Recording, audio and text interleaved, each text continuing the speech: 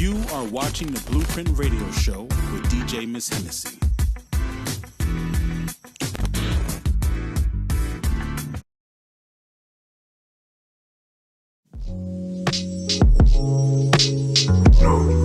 Peace.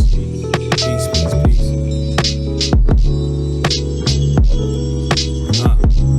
I said, niggas on the block no stand bravo. One thing about Harlem World, we all got dough.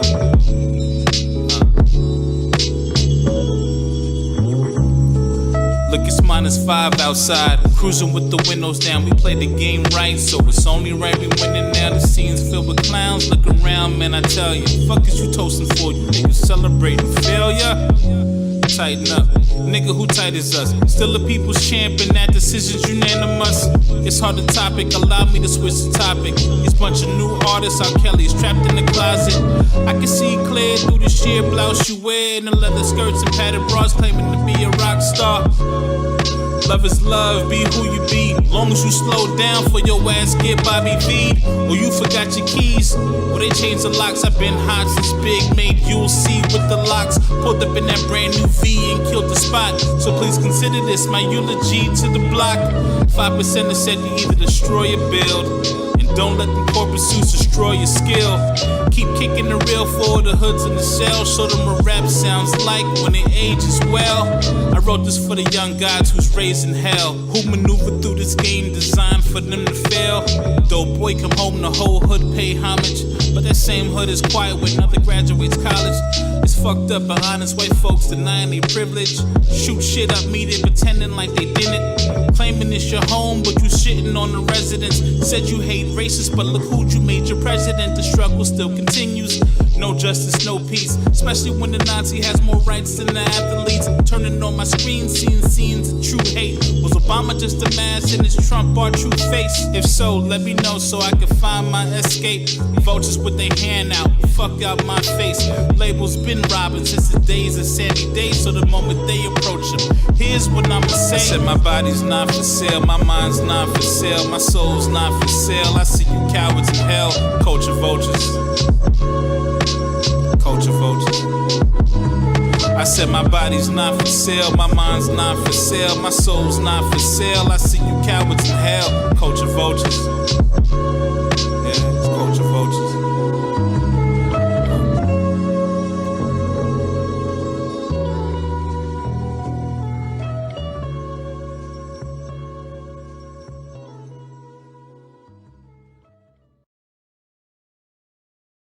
Hey, what's up everybody? DJ Miss Hennessy right here, bringing you another exclusive on the Blueprint Hip Hop Soul Show, right here on my Miss Hennessy TV channel. Only speaking to the realist, right, in this industry. I'm very blessed to have some incredible friends in the hip hop community here in Australia. And this gentleman needs no introduction.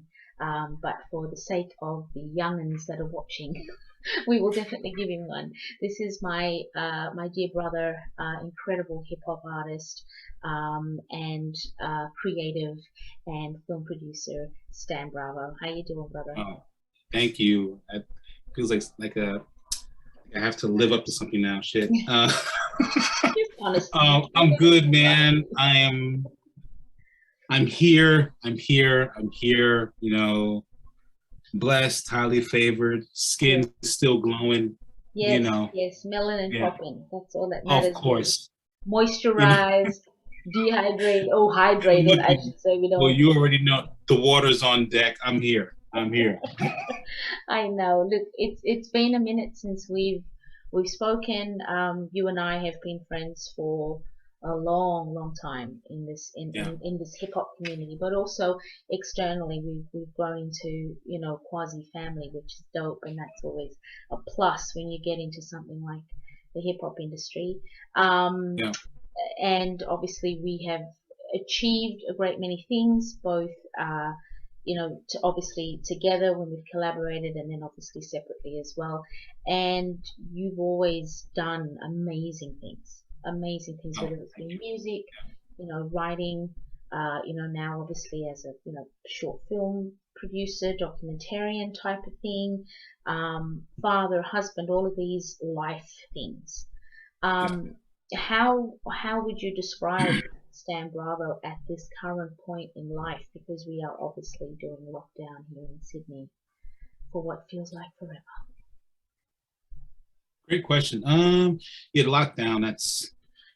That's yeah, something else. Right now, Stan Bravo 2021. I think, same way I was in 2002, or throughout that whole period. I think I'm constantly expressing myself the best way that I feel like I can in the moment.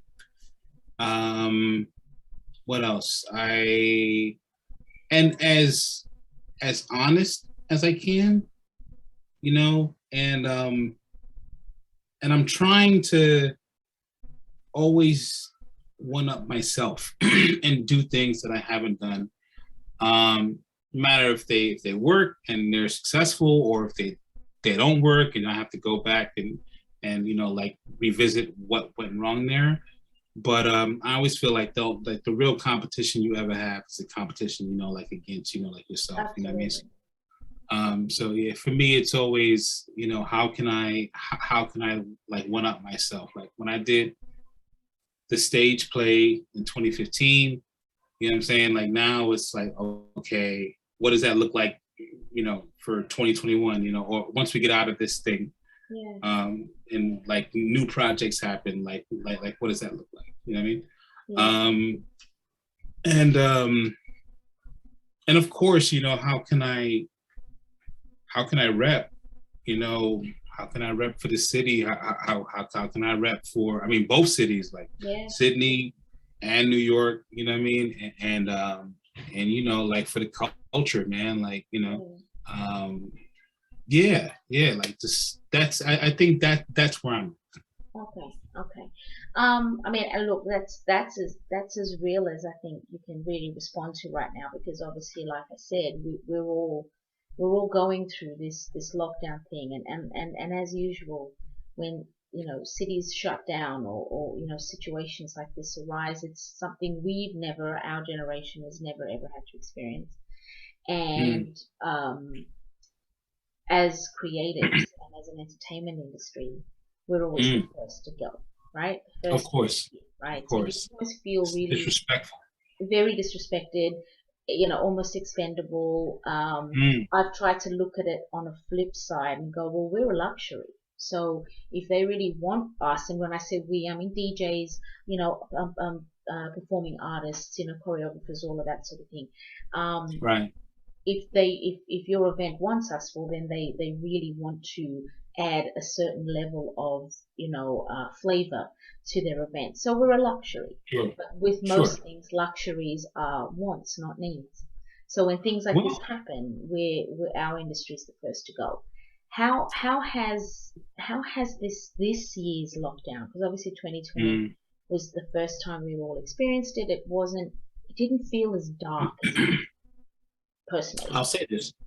I know that, and look, the whole luxury, thing, that's one thing I've heard some folks throw around.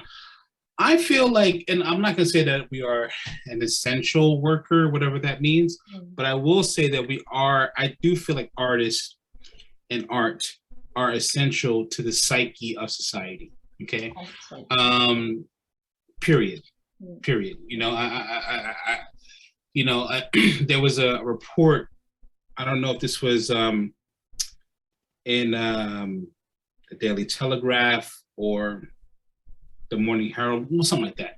And it was talking about essential workers, like the least important workers or whatever. And artists were number one on the list. And I thought to myself, man, I wonder how the graphic designer and the writer, how do they feel about that, about writing that? Look, here's the deal. The world without art sucks, right? The world without creativity is trash. Like, I mean, it's art, creativity. It's in everything. It's in design. It's in clothing. It's God, it's in architecture. It's in, of course, music with what I do. It's in film. You know, the world without creativity sucks. Period. I think that artists, like I'll say for me, I feel like for me, with what I do, I like to feel that I am your joint after work, right? I'm that glass of wine you have in the evening when you put the kids away, right? It's that moment, right? And that's why, you know, I don't want to ramble too much, but like a lot of guys will, and I do think that I have a pretty heavy track record of being, you know, like real and like reflecting, you know, like the times in my music, but I also keep make sure that there's a heavy dose of lightheartedness, a heavy dose of party anthems, and you know, records for the ladies, like a trendy and stuff like that, because I really want people to feel good. You know, like I know that there's being a human is a lot. Okay, like there's a lot of shit that we go through as people, period. And then once you add on top of it the, you know, society shit, then you got cultural shit, then race shit, then gender shit, and then whether you are achieving financially or not, all this type of shit. The least that I want to do is add to that. I want to be able to kind of, for 3 minutes and 30 seconds, the length of a song, take you away. You know, it's escapism for me. So that's just one thing I wanted to touch on, and I know it didn't. I think the question was like, how am I coping during lockdown? Is that correct? Yeah. Look, I think that good. I mean, it sucks. You know, of course, you can't really go out there and maneuver the way that you would. Yeah. But look, I think for me, it's cool. It's given me a time to like learn new skills, to plan some projects, you know, to talk to people that I wouldn't normally speak to because I'd be so busy doing other things. Like today, I had a really dope meeting. Probably can't speak about this shit, but I'll speak about it anyway. I had a really dope meeting with somebody from ARIA. About some stuff moving forward that I can't talk about. Awesome. But it's really, really cool. And it's, you know, and so I think this period for me has always been about, even like when it started last time, you know, like in 2020, it was, you have a moment of, oh, this sucks. And then a moment of, okay, I want to accumulate new information. Like, where am I gonna get that from? And then you go off and you find it. I feel you. I mean, look, we've all needed, and I mean, I've said this to a few people. It's like a communal grounding, right? We've all been grounded. Go home, stay home, and tend to whatever it is that you needed to tend to. Whether it's more time with your family, whether it's more time with you, you know, getting to know yourself a little better. I mean, there's got to be a flip side to a lot of the negativity that everyone's experiencing right now. And the negativity is intense. You know, there's a lot of people, it really is highlighting the haves and the have-nots, and I hate that. But that's the kind of stuff that I look at and that I tend to regulate myself with and see, well, where can I help? Where can I pay forward? That type of stuff. So that's how I'm spending my time outside of all the other things, like the writing and then the homeschooling with the kids and working on all the other projects. But I think as creatives, it's an important time to try to learn to be still throughout all of the worry financially, or you know, whatever it is that creators worry about, because this is the time now where you're planting those seeds. Like you said, you've had a really great meeting and it's moving forward, something positive come from that. So I think planting of the seeds is important right now, and to try to quiet the mind, right? Absolutely. You have also not just been combating, you know, lockdown, but you've come out dealing with a whole other gamut of health issues, and Yeah. you know, this is one of the reasons why I wanted to talk to you tonight. Mm. You have been battling with cancer, Mm. and is it pancreatic cancer? Is that Testicular. correct in your saying? No, it was testicular cancer. Testicular cancer, Uh, which is yeah, again, sorry, a really major cancer for men. absolutely. Yeah. It's the male version of breast cancer.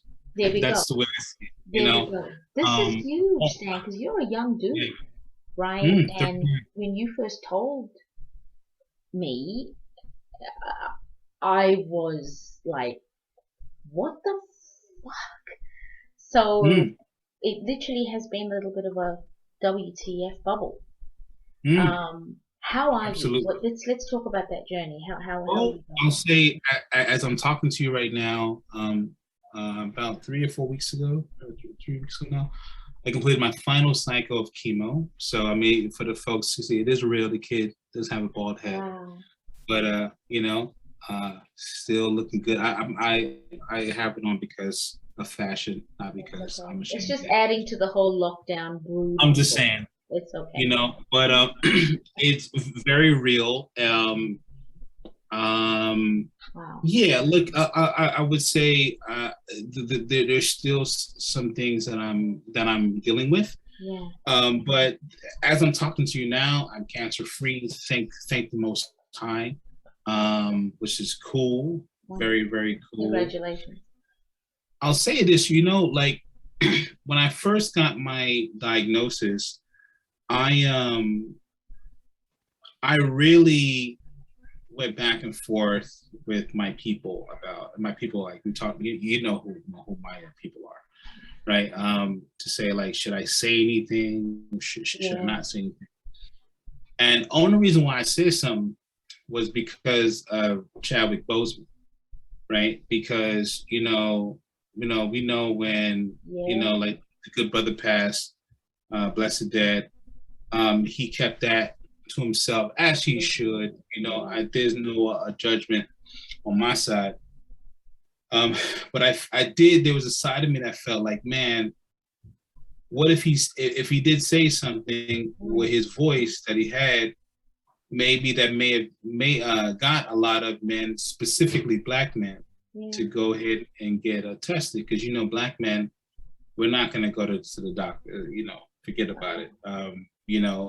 There's a lot of past stuff there to make us not want to do that. So that's why for this one, I figured, you know what, I'm going to say it. I'm going to tell people, what it is. I haven't lied to people yet. I've always been whoever like they saw, good, bad, or indifferent. So I said it, and at the time, I thought that it was just a matter of surgery and that was it. Like I didn't have to do chemotherapy or whatever. But like a few weeks after me putting out that video, my doctor was like, hey, your the tumor markers were elevating. So you have to go and do a small round of chemotherapy, which is rough. It's chemotherapy. The words, like, I just, how did it feel? Like just hearing that. Did you have an out of body experience at that point? Of course, you basically, it's like, you ever seen Charlie Brown? Whenever the teacher's talking, so that's what it was like. It was like womp womp womp womp, cancer, womp womp womp, 3 cycles of chemo, blah blah blah. Wow. This is how long it goes for, all this type of shit, and the fact that it could also create other cancers like leukemia and all this type of shit. And but you just faith in the Almighty, my friend. That's basically it. You know what I mean? And like looking at my kids and like, God, I have to be here for them. Like there is no other way around. Like that's non-negotiable. 100%. And I tell you, like, like if you know anybody that's ever dealt with cancer or dealt with chemotherapy, that shit is no joke. No. You know, Yeah. I mean, yeah. After the first week, I was tapping out. I'm like, nah, after this, I'll take the cancer. Like, this is some bullshit. But I made it through. Yeah. You know, I completed it, and you know, dare I say you've made it through. Cancer changes you. You know, I've obviously, you know, my only experience with it is obviously with my dad, my late dad, and seeing my dad had lung cancer. So, and you know my dad, you were at his you know my dad for many years, and you know, you guys came to say goodbye to him. But watching my dad go through the chemo, and then I sat in that chemo room with him a couple of times with his treatment, and there's a feeling you get when you're in that space. And it's not only just hopeful, but it's like, man, this is where you come if you ever feel like you are dealing with first world problems. You want to get a real reckoning, and you want to get a real reality check. You go with someone if you're ever lucky enough to go and be with somebody in that room while you're getting treatment, and it'll snap you out of whatever little tantrum throwing or precious moments you're having, because that is no joke. So when I heard you were going through that, I immediately went back to those moments with my dad, and lots of prayers were coming your way. It really does. It not only changes you, but it changes the people around you that know you've gone through that too. Absolutely. How have you felt since you've come through the other side now? How has Stan changed? Can you put a title on that? I'm not the same person, I can tell you that much.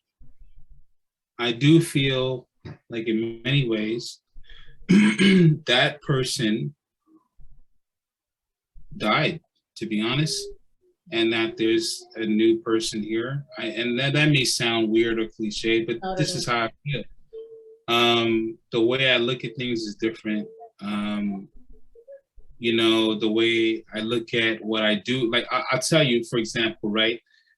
When I was getting chemo, I never sat with everybody getting it. I tried to sit away, for like a mental thing. Like I just, you know, and I also like to figure, you know, I just want to be in my space mentally and sort of. I get that. Right. But this one time I was talking with this woman who, a lady named Heather, and she was like asking me about cancer. Nice lady, Australian woman, and she told me flat out, yo, I'm terminal. You know, you're not. If I stop this chemo, I'm gonna die within 2 weeks, right? 2 weeks. And of course, what it does is that's why, not that the lockdown doesn't affect me. It does affect me. However, you know, when you're around, you know what I'm saying? It's like apples and oranges, mate. 100%. And I'll say this much, right? The biggest lesson that I've learned, I learned a few. I've been writing stuff down and filming stuff. I'm probably going to turn it into something. But I learned the lesson of surrender, and not surrender as in I quit, take me now type of thing. Yeah. But surrender as in the fact that, hey man, I've done everything that I can do, you know, in this moment, and I'm going to leave it to the Most High or the universe or whatever you believe in to come in and step in and do what else that they have to do, you know. And that's been a valuable lesson for me, because I'm a legit control freak. Like, I need to know what's happening at, you know, plan E, let alone plan A, you know what I mean? So to give it to God, for lack of a better term, is something that I learned, and it's what kept me sane, man, and you know, like kept me going, and of course, you know, like my kids and stuff, and creating like that like, art for me is, it's always been that. Ever since I was a kid, you know, when there's chaos around me, I fall into my imagination, and I create, you know. So when I'm there, I'm getting chemo, I'm writing down ideas for scripts now, you know, like writing out scenes or like song titles or designing clothing or whatever I'm doing. Because that's the stuff that, you know, like keeps me Absolutely. Absolutely, I feel it. So we've obviously tackled that now with life. So now there's the new sort of the rebirth, if we can say that, for lack of a better word. Before all of this happened, of course, you were heavily into your film production path. Creation, you know, studios was, you know, doing its thing. You were writing, you know, scripts and filming little short, you know, movies and entering, you know, world film festivals and, you know, gaining a lot of recognition in that world. Where is your feet now? Are you half in hip hop, the other half in film production? Because of everything you've gone through with your cancer journey, what part of the creativity is pulling you right now? Oh man, that's a damn good ass question. Because I've seen a photo of you in a booth. No, yeah. You know what I'm saying? Absolutely. I'll say, look, it's weird because I'm in. Okay, let me pace myself. Well, okay, I know. Okay, for me, shit comes back to cancer for me because this is the main sort of driving point that's been taking me here, right? So, I'll tell you the story quickly, and I won't take it too much time. But I ended up in the hospital. I was there for like 4 days with a chest infection, and shit got hairy, and I'm there. But of course, I made it through.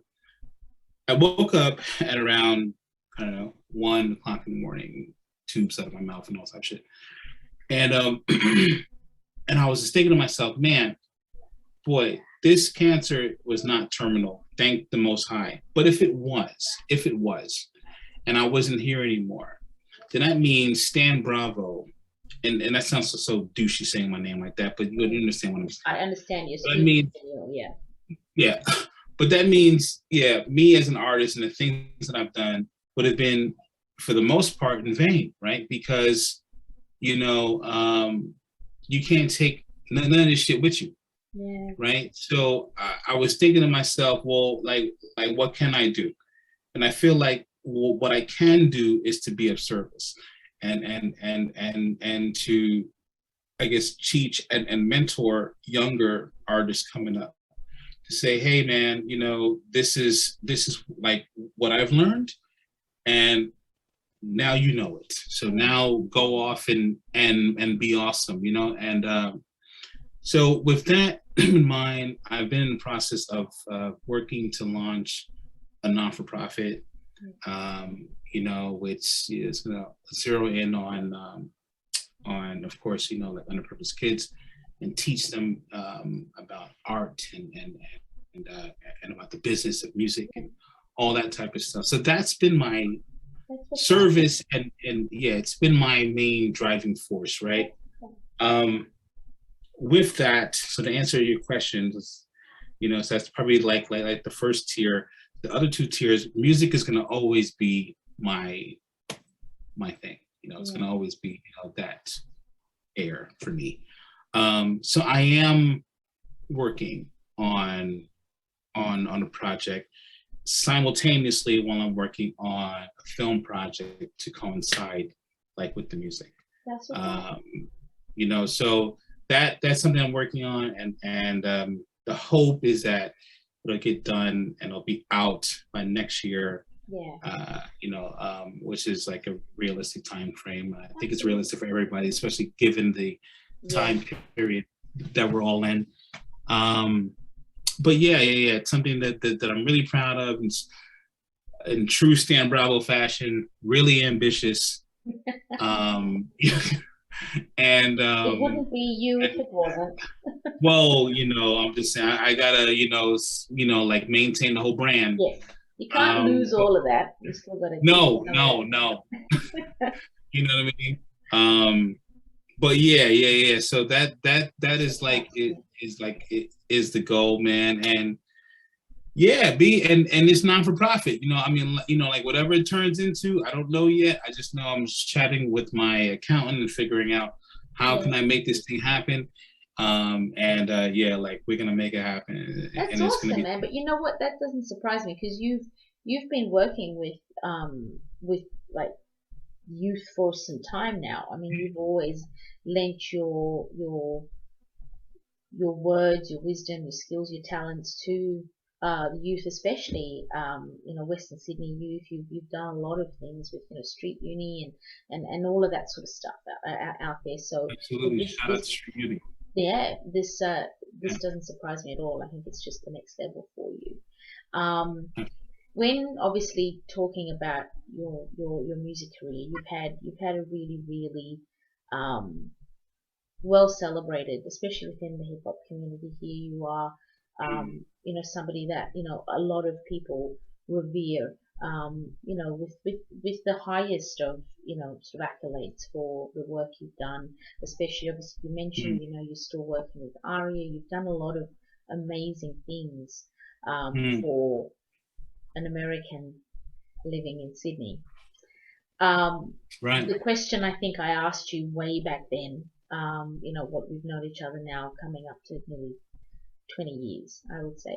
When you came on my first radio show and we had a chat, you were hella Harlemite. There was this Harlemite that was just sat in Sydney. He was here. And he was like, so what are you all going to do with me? And I remembered having a chat with you and I was like, what do you want out of Sydney? Like, what are you expecting to have happen with all of this New York? In all of this Sydney, right? So New York was here, Sydney was here. We've never really met the Mecca, but we're in a better position now than we were 20 odd years ago. Of course, yeah. Do you ever think about that young, opinionated New York, you know, Bravo, as opposed to this one now? Yeah, I laughed, I said, as I don't know if it was it you? I was reading an old interview I gave, and and it said something about I don't want to be no 30-year-old rapping when there's 18-year-olds doing what I'm doing, making me look ridiculous, right? And here I am at 39. So what the hell do I know? You were just 18. Yeah, exactly. I mean, look, I think that version of me had to exist, right? Because I think that guy was finding his feet, you know, in like a foreign country and feeling like he had to put on for where he came from, and also had to put on for like Blacktown. You know what I mean? And all of that as well. Not to say that there weren't other rappers from you know, the area. Of course there were. You know what I'm saying? But you know, like coming up from there as well, I'm like, I gotta put on. So if I'm doing a show in Sydney or if I'm in Melbourne or whatever, I'm taking Harlem with me. I'm taking Blacktown with me, and you know, and I'm gonna make sure that people know, this is, you know, like what it is, you know. I now I still feel like I have that in there, but I also feel like, I don't know, I feel like the message is bigger now, that like the focus is bigger, you know, than, and I still keep both places, you know, in my heart. You know, I still tap in like with the boys from Blacktown, and I still, you know, tap in like with the guys from like Harlem, whatever. You know what I'm saying? That's gonna always be like, you know, like what it is. But I also feel like, yeah, like the goal is bigger and Yes. has to go out far and wide, basically. So Also, yeah, also realizing too. I mean, I often have thoughts because there was at one stage. I mean, you and I worked together. I was managing you. We would travel. We'd do gigs. There was all this sort of stuff, and I mean, obviously, we learnt a lot. You know, I had never yeah, managed an artist before, so you were the first and only. I think right. you killed that. Difficult, I mean, to only say the joking. least. I was like, never again. No. Um, but in all seriousness, though, like we learned a lot about this industry, and Yeah. we learned just how different it was from the industry that it was trying to emulate, which was the Yes. American hip hop machine. Mm, And you know, for me, it was the simplest thing to, or it made sense to manage an American rapper in the hip hop industry because it's an American vehicle. Um, sure. but to do it in a city that was still trying to find its feet and find its voice, and its own Mm, hip hop community was angst because they were taking on the Americanisms, but there was so mm, much of Australia that they needed to input into that there was that sort of that there was missed opportunities, missed moments, a lot of, you know, the Aussie hip hop set didn't want to deal with the commercial hip hop kids, and then you guys mm, were there and you're all like, well, this is our culture, and then this was like, but this is ours, and it was such a heady time, but such an important time for yes. us to have come up. Do you Yeah. ever look back and think, could could there have been something that, you know, as an artist you could have done differently, or it is what it is, and that's the path that you had to take to get to where you are now? Do you ever think that as an artist? I mean, I want to say no Yeah, because I do feel like everything was necessary. yeah, Because looking at it now, like you look who's winning, right? I yeah, mean, you look at um, the hooligan hefts, and of yeah, course the 1-4s of this world, and the kid Leroy's, and all these, you yeah, know, young heads coming up. And for me, I love to see it yeah, because there was a time when I would be at these award shows and I'd be looking around and I'm like, hold up, am I the only black yeah, person in this world? Right. And I was, you know what I'm yeah. saying? Or there may be like one, like other, like indigenous Strategically artists. placed. Exactly, like, just, like in the cut somewhere. So now when I'm watching the boy, and of course, remember, like, for our time period, we're seeing what New Zealand is doing, right? So, so, Yeah, so you're seeing, they were miles ahead. man, like Don Raid and how they were moving. Shout out to like Brother D and like all those guys. So I was like, man, but for Sydney, it was still trying to figure out, Mm, like where, like where they want to go and like what they want to be and like what they want to be seen as. There's a side of me that I always felt like I knew, especially for Western Sydney, mm, I always knew that Western Sydney was gonna be what it is now yeah. in the scene. And Leading the I way. think that was I feel like, because back then I remember telling people, hey man, you guys should really be looking at Blacktown and like Mount Druitt and all these places, and people would look at me like I'm speaking a completely different language, but Yeah, now look, now like like they're all looking, right? yeah, So it's cool. I appreciate. I think that all of those things had to happen yes. to get us where like we are now. That's, So I have no regrets at all. that's what's up. And you have a song called No Regrets too, by the way. Yeah, there you go. No irony. Speaking of songs, I know this is like a terribly cliche question, but I'm going to go with it.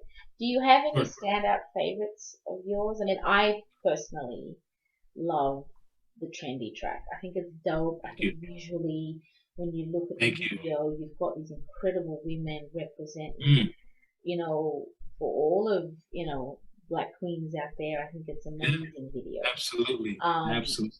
but so much of what you do is, Yeah. it obviously not only vocally but visually, the Mm. two have to coincide. So, do you have any favorite standout projects that you've done that always make you think, man, I did that?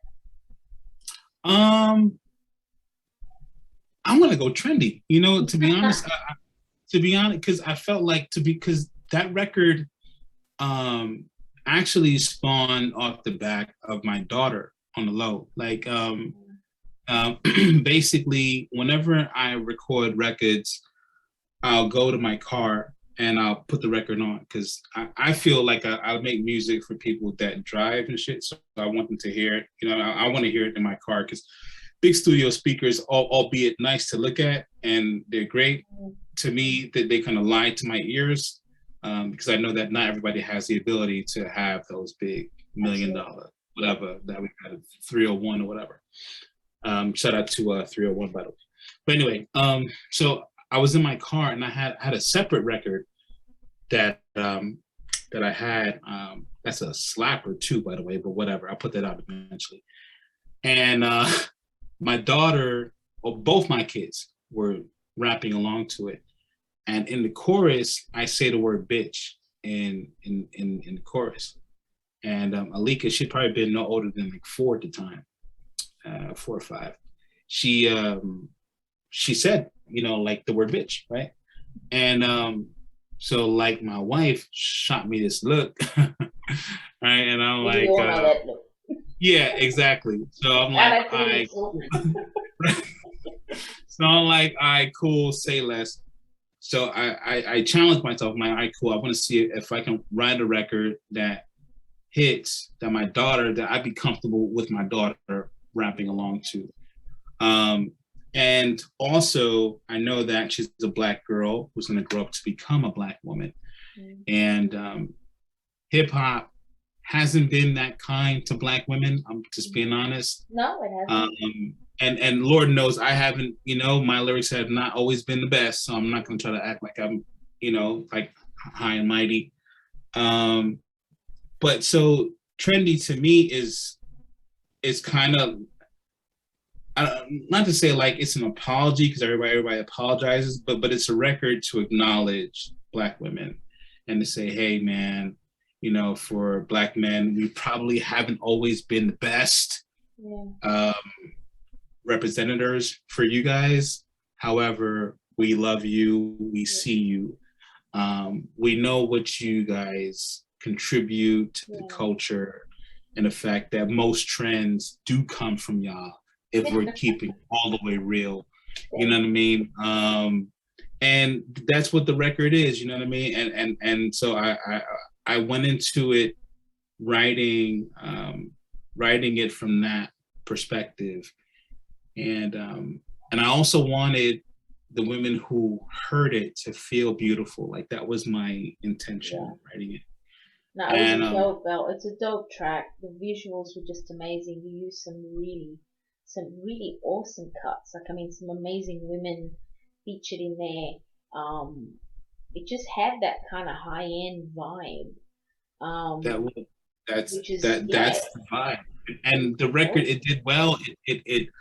I threw it out on Facebook just to throw it. I didn't know what was going to happen. And boy, Black women, they got a hold of it and they showed up and showed out, and the record went semi-viral.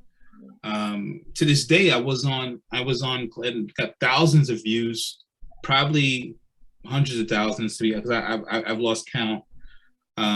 Shit ton of comments. I remember I was on Clubhouse and I was talking to this girl randomly on Clubhouse, and like some other dude chimed in. He was like, "Yo, you're that? I heard that record. It's fucking dope." And this dude was like from, I don't know, like North Carolina somewhere, and and so yeah, I think to me, I was like, you know what, that to me, and I've been very blessed and very lucky to have made some records that people love and like and still play, but that's a special one to me. Yeah, no, I love it.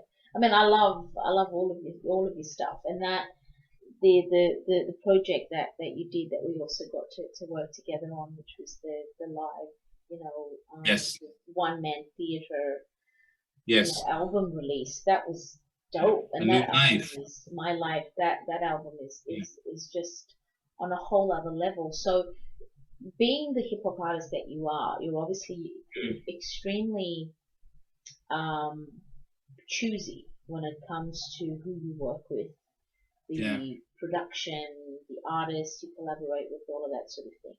When you take Mm. yourself out of the artist's mode and when you just become the listener, are you Mm. just as choosy with the hip hop you listen to, the artists you listen to?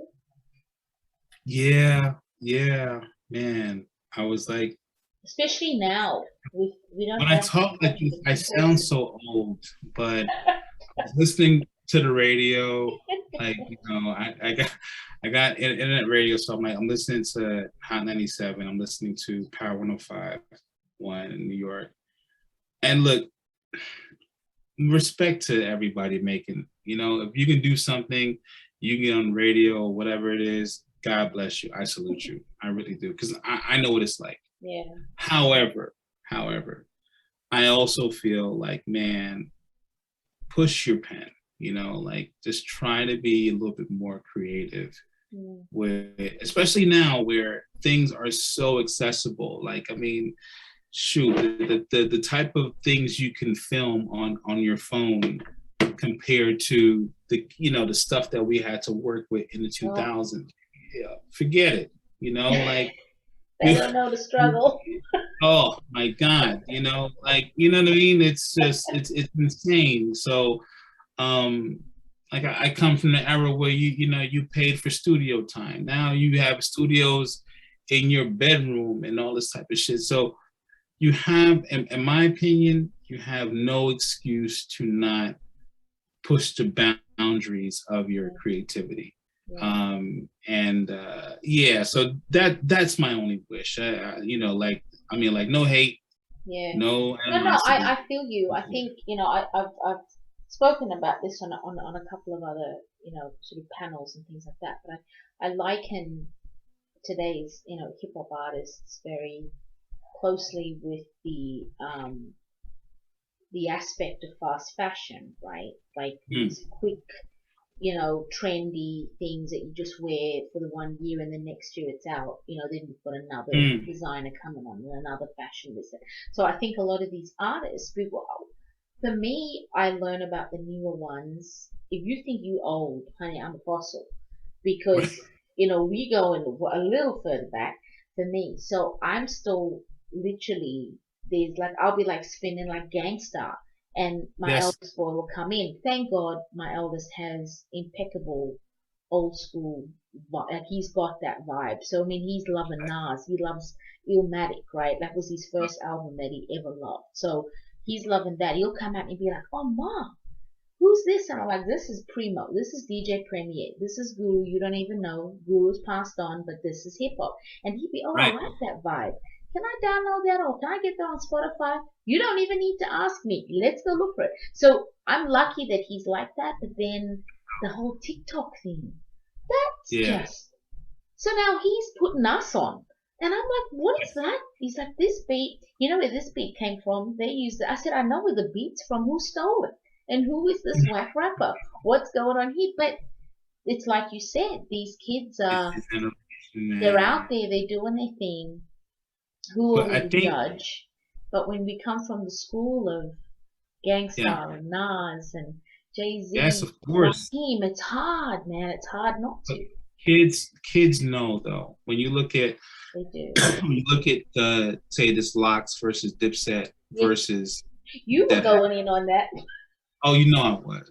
I mean, I listen. I'm from Harlem, so I had to go for the home team. But the Locks were just, they were the guys that I listened to until Yeah. my tape popped, like Biggie was talking about. Jada Kiss has always been, he's one of the most underrated forget it. Man, you know? Forget it. And when you see the young kids watching this, that to me was probably easily one of the most important verses because it showed hip hop at its core. Okay, you strip away all the jewelry, all the shiny stuff, and this is what it is. Now, and it's either you can do it or you can't. And that's it. And that's what I love by it. Not to say that Dipset couldn't do it. We all have bad days, you know, like it is what it is. Much respect to them. But I'm just saying, in that moment, it was all about the art form. And I loved it. And more importantly, I love the fact that you're seeing younger heads look and say, oh shit, this is what my uncle was talking about, or my dad is talking about, or that old ass Stan Bravos has been bitching about my ears for years, right? Yeah, I appreciate it. I love it. I think that's the beauty of shows like this versus thing, right? I mean, I kind of cottoned on. I know it started last year with obviously the beginning of lockdown. I know there was some major ones, and I missed a few. I think because it comes on at inopportune times. You're mothering, you're doing other things, sure. And then I really sort of got into it. I think this year there was a couple of really good ones, and then there were a couple of hit and misses. So it's a really powerful vehicle to put together a show like this using the artists that were really the personification of this music genre that we see, right? Hip hop, soul, that whole kind of movement. And then to invite the younger audiences in to see what has shaped the very genre that we fight for every day, right? So it's not really an ageist thing. It's a purist thing, and not to sound like, you know, you get some people that are like, it gets a little bit cumbersome the way they go on about it. You either a hip hop art fan or you're not. You can dip in now and again, get out. It's all good, whatever you want to do. But I think shows like that are important because, like you said, it's in that comment section where you see the realization of that's what it is to spit a 16, or that's what it is to, you know, deliver rhyme with meaning, with real meaning. Absolutely. Right? Absolutely. Do you think that art form is still around? Or yeah. Oh yeah, absolutely. I mean, you know, you look at the, you know, like Griselda Boys, they're you know, like out of New York, out of Buffalo, New York, they're keeping that whole thing alive. There's a lot of artists from New York that are spitting right now. I can't it's there. It's absolutely there. You know, now you got to dig for it, which is annoying, but it is what it is. But I think what it is, you know, with people, it's to me, it's not a ageism thing. It's the fact that my ears work thing, right? And I remember, you know, people know what it's like, you know what I mean? It's like, you know, like if you went to a restaurant and you had the food there and you know that the food is traditionally banging, and then a few years later, same restaurant, same marketing, same signage, but you go in there and you're like, hold up, what the fuck is this shit? Like this isn't like what I've been ordering, right? And they trying to tell you, no, this is like the same exact meal. You're like, no, it's not. Don't beat me in the head. Remix on it. Yeah, so I think that's what it is with people from my generation, especially, is like, hold on, our ears work fine. We came up in this thing. You know what this thing used to feel like. You know what the energy was like. You know what the vibes were. Yeah. And whatever you guys are working with today, this ain't it. You know what I mean? No disrespect, but chill. You know what I mean? So That's awesome. that's basically what I feel. What I feel that we're working with, and there's a lot of younger heads that are out there now that are still, waving that flag, and they know, Absolutely. like, Well, like it comes in waves, right? It ebbs and flows. Every other year we'll get sort of same old, same old, same old, same old, and then boom. Like I think this year, obviously Nas dropping his King's Disease. I mean, that is big, just big. that's It's otherworldly. It's already a classic. record. I don't care what no one has to say, right? Yeah. We've obviously got, Common is always in there coming out with these dope little singles and these dope little visuals to his stuff. You go, you always bet on Common. It's all dope. Beyonce and Jay-Z come in like, Zeus Yeah. and Apollo and just, Yes. annihilate and then go back out and do what they do. So Yes. I think it's just how it is. It's very transient. Yes. Yeah. Kanye, Donda, about to drop. That's Big. it. So Yeah. I think we're okay. As long as we still got Buster in there doing his thing too. Oh yeah. And he put out an album. God, when Buster put out, I think, a session level event. Probably about a year or two ago, and that shit was dope from beginning to end. He just gets better with age, and what strikes me, like seriously, like you were talking about us being old. And I know I talked to Jay about this as well. Like when we realized, like, unfortunately we lost it. We lost so many this year already, and God bless them. But when I realized DMX was only 50, I'm like, the brother's only like 5 years older than me. I always thought these men were years ahead when we first came out. They was only 5 years older than a lot of us. So, I mean, Buster is 50. Jay-Z's 50. Like, we're all in the same arena. Bracket. Yeah. Really. So that's the stuff that strikes me now. It's like, man, they still fire now. Like, it's just it's crazy.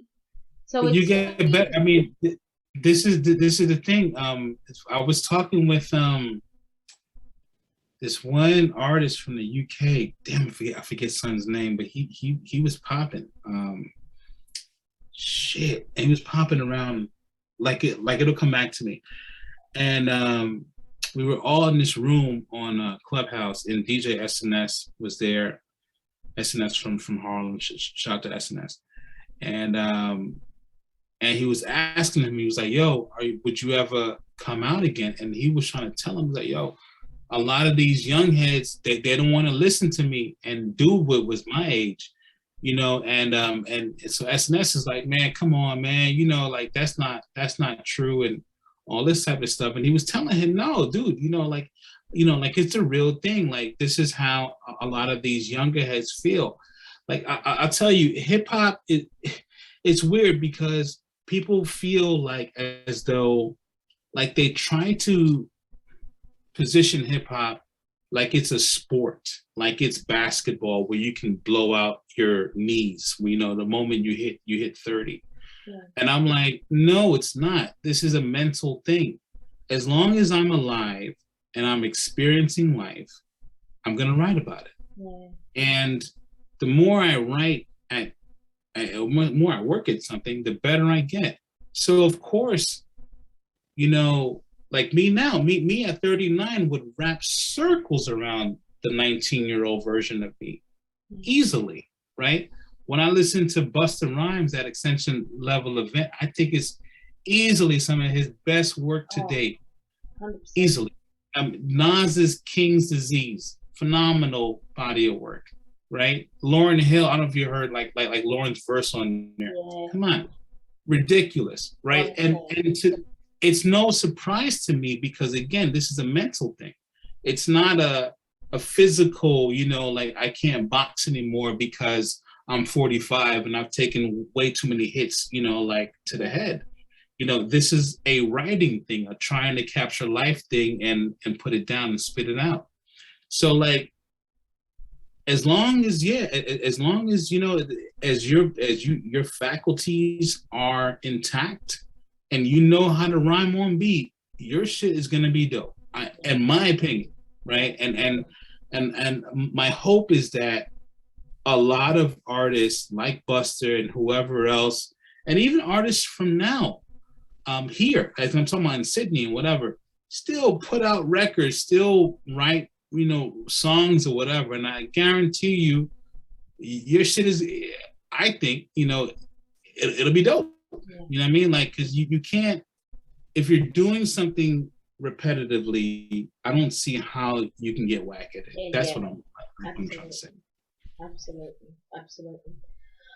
Well, I guess to wrap up, because I mean, we can talk ad nauseum for hours. To wrap up this conversation, where do you see yourself headed to next? Obviously, we did talk about the fork in the road at the beginning of the conversation. The artistry, you're currently creating something of your experience, your cancer journey. You'll be, obviously piecing together some visuals along the way. You've often spoken to me about, doing, sort of documenting your journey. So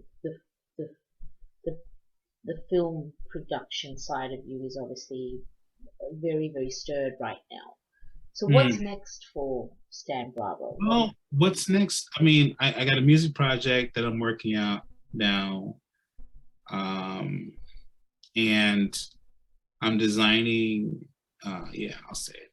I'm designing a shirt collection to go along with this project, which is really, really cool. And I'm really, really proud of it. And the shirts are dope, if I say so myself, and I do. Separate to that, quiet is kept. I've been talking with some mutual friends of ours over the years to put together either a documentary or a drama series about what the scene was like in Sydney during the time period that we came from. Because we're all getting older, and it would suck for these stories to die with us. You know what I mean? So that is the goal moving forward, is to create something that can last longer than all of us will, and hopefully it tells the story of the Sydney scene. I know Melbourne has told their story a few times. I don't know if we have. I know New Zealand, Auckland definitely told their story. Absolutely. It's interesting that you said it. I'm not sure if Sydney has really documented it. I know that there's been various levels of documentation. My first book was that How to Live for Love and Hip Hop. I did, yes. Literally write about the industry here in the beginning. I don't think much has been really documented about our scene in a visual context, so I think it's long overdue. Absolutely. But it's true. We need to put a stamp on it. We leave the legacy of what we've all done behind, because we've done a pretty alright job, I think. I think so, and I think that'll be cool for the next generation to know. It's like, I don't want to name drop, but I'm about to right now quickly. Like, I was chatting with B-side, shout out to B-side, like about this a while ago, and I was you tell these guys and a lot of the younger heads, like say even like the 1-4 boys, some of these stories from back then, and they think you're lying. It's like, bro, I'm probably underselling it, beloved, like for real. So shit. So so it's important, and it's something that I'm dedicated to bring to life. So yeah. Well, I think you will be the best person to do that, and I'm excited to see what you do next. But I'm more excited to know that you are healing and you're on the road to a new level, let's say. Yes. A new level you know, what you're going to do creatively. Obviously, you know, being in this space for your family is so important, and I'm very excited for you for that. I'm really happy. I'm really grateful that you've come out on the other side. And yeah, I just continue to send you positive blessings, brother. Seriously. Thank you. I'll take them all. I know you will. I'll send them all to you, and I can't wait to see what you're creating, really. And I wish you the best of luck with the non-profit as well. Thank you so much.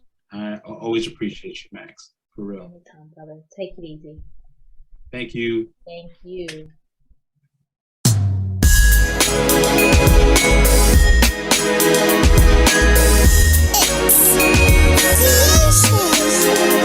I told her, you can turn my room into a catwalk. Go ahead, model that girl. Model that girl. Go ahead, model that. You're so trendy. Damn, you trendy. You trendy, girl. You trendy. Wow. You trendy. You trendy, girl. You trendy. You look so good right now. You trendy. You trendy, girl. You trendy. I hope you have snack and shit. You trendy. You trendy, girl. You trendy. Yeah. Bad as hell, just like an attitude.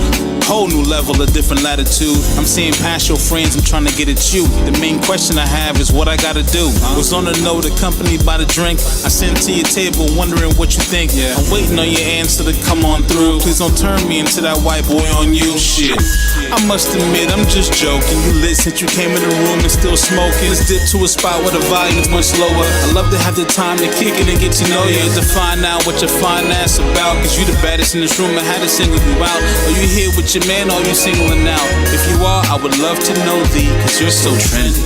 Oh, you trendy. You trendy, girl, you trendy. You trendy. You trendy, girl, you trendy. You trendy. You trendy, girl, you trendy. You trendy. You trendy, girl, you trendy. Told her, you can turn my room into a catwalk. Go ahead and model that, girl. Model that, girl. Yeah. Model that, girl. You can turn my room into a catwalk. Go ahead, model that, girl. Model that, girl. Go ahead, model that. Yeah. She turned my hallway into a runway. I love the way you walk, I could watch it all day.